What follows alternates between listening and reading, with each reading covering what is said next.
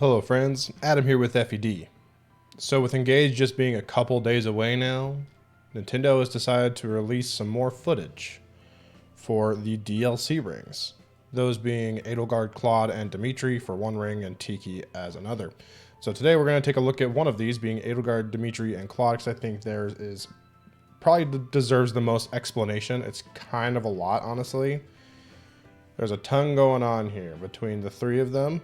And if I'm being honest, I don't think they're going to be... I think they'll be good for one reason. I'll talk about that. But overall, I don't think they're going to be insanely well used, if that makes sense. At least not for their attacking ability.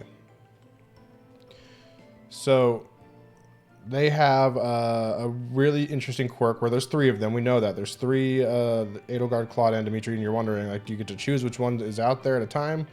And that's the problem. You don't. So if you show it shows right here that they change. Dimitri switched to Claude. And I don't know if it's going to be in an order. If you do Google, I use Google Translate on the Japanese writing in the top corner. And essentially it said selects one of the three at random every turn. So it changes turn by turn, which I find to be atrocious, number one. So you can't, it's hard to develop a strategy around that, I feel like.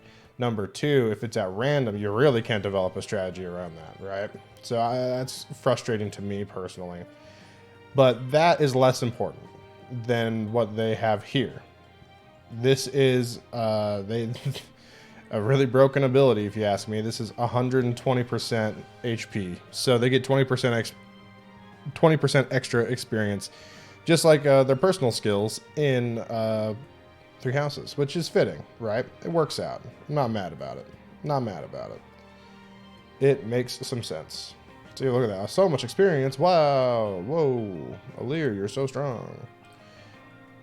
So that's cool. Yeah, they have a lot going on in that way.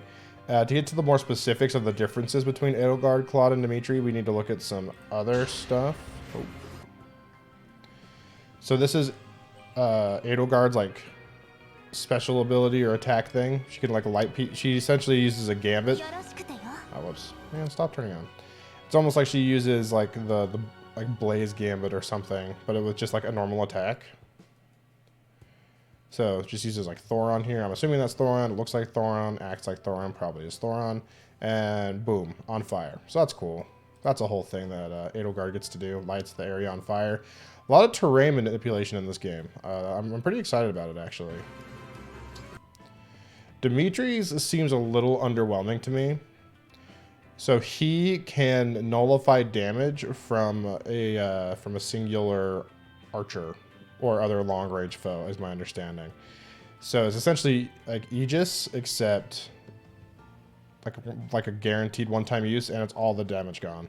So 100% damage reduction on the first attack from an archer or something like that, which is cool. But the thing is, you have to spend your turn to activate it. It's going to be a pretty niche use. Pretty niche use as far as I can see. I can't think of too many use cases for this outside of just baiting a strong enemy archer or something. So yeah, a little disappointed in that one. But there it is. And finally we have Claude's. And Claude's is he essentially adds a poison effect to your arrows. It says arrows. It specifically says arrows, I believe, in the comment or in the post itself. Or maybe not. Poisons the opponent and enemies within 1 square after the battle. Oh, never mind. It's just poisons enemies. Okay. Oh, and opponents within one opponent and enemies within 1 square. So that's really cool. So it's like a area of effect poison. Poison seems to be kind of a focus in this game. I kind of like it. Again, they're focusing in on terrain manipulation and status ailments, which hopefully they are actually effective. Hopefully getting poison off is going to be a real good actual strategy to kill things. So that's cool. Okay, so now we have their engage abilities, engage weapons and whatnot. So it looks like they're going to have access to Amir, Failnaught, and Eredbar, as would make sense. Eredbar, not Eredbar, sorry. Looks like there's a big smash thing with Amir. Very cool. Very cool. This is the more interesting one, though. This is insane. This is actually kind of insane. So here, when you're engaged, you're able to use combat arts. And of course, you use the three like most signature combat arts of the three characters. Those being Fallen Star from Claude, Raging Storm from Edelgard, and Atrocity from Dimitri. So, and they work, I am assuming they work just like they do in game. We only get to see Raging Storm here, which, as you can see, just gives an extra turn. You know, it's a Gale Force. But if I had to guess, Fallen Star and Atrocity will work like they do in game as well. So Atrocity doing effective damage, and Fallen Star allowing essentially to have a single combat with 100% safety. You know, 100% dodge in that combat, which is cool.